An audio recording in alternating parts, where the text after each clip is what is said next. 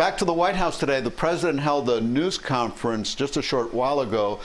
He had that conference call earlier in the day, again with the nation's governors. He lashed out, calling many of them weak. The president says they need to get tough on protesters who are out of control. And less than an hour ago, the president spoke at the White House. I am taking immediate presidential action to stop the violence and restore security and safety in America. I am mobilizing all available federal resources, civilian and military, to stop the rioting and looting, to end the destruction and arson, and to protect the rights of law-abiding Americans, including your Second Amendment rights.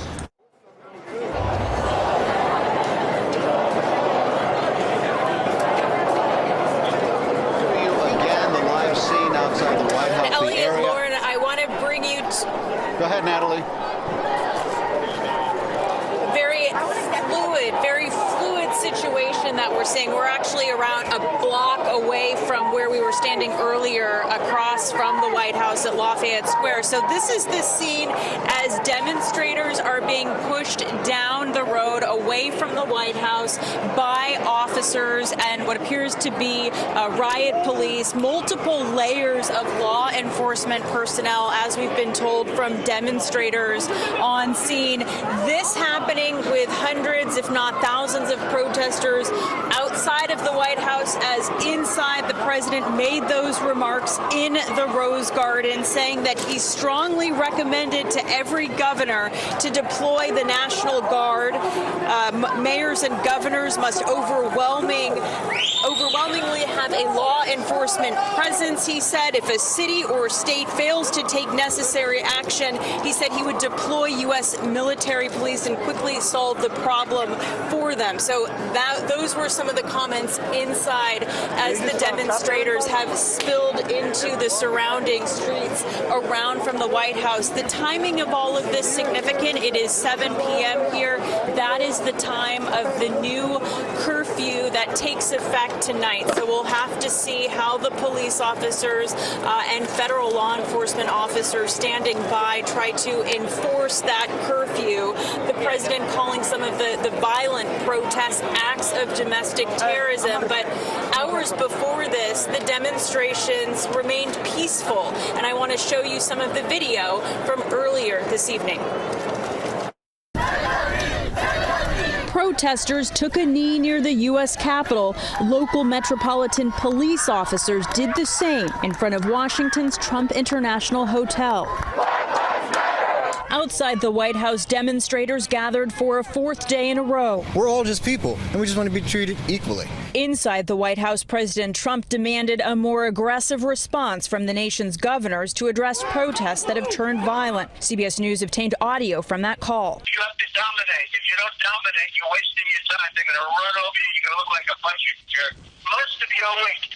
The president has blamed far-left groups like Antifa for the uptick in rioting, despite reports from local officials that far-right groups are also said to be involved. The Attorney General, who met with the president Monday morning, has directed the Bureau of Prisons to send special riot teams to Miami and Washington, D.C. National Guard units have also been activated in at least 23 states and D.C. As crews clean up damage to buildings and businesses here in Washington, the city's mayor is imposing a 7 p.m. curfew and calling for an end to destruction and instead a focus on change. Republican Senator Tim Scott told CBS this morning he has spoken to the president about holding a session to discuss solutions. It would be good for us to have a conversation with some of the leading voices in the African-American community and some of the leading voices in the law enforcement community without a bunch of cameras, though. Everybody is frightened and everybody's angry. Former Vice President Joe Biden met with African-American leaders Monday morning. If elected, the presumptive Democratic nominee promised to form a police oversight board within 100 days of taking office. And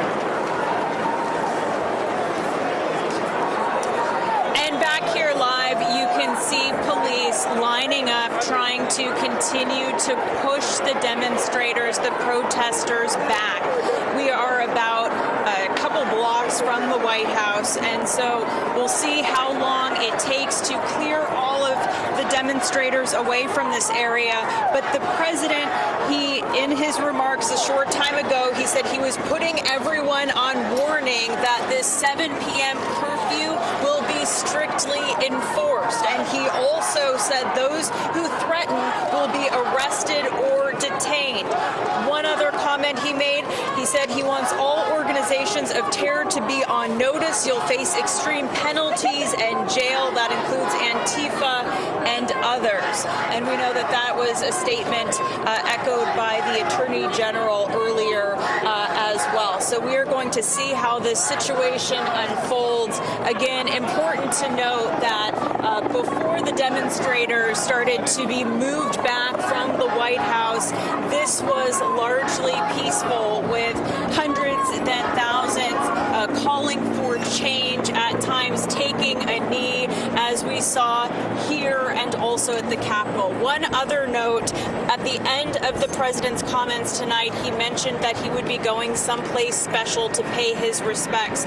We're still waiting to see where exactly that is, but there has been some reporting it may just be across the street at the church that suffered some damage, a small fire in the basement. Again, we'll have to wait and see where the president heads, but he did tease that he would be going to pay his respects to some place special.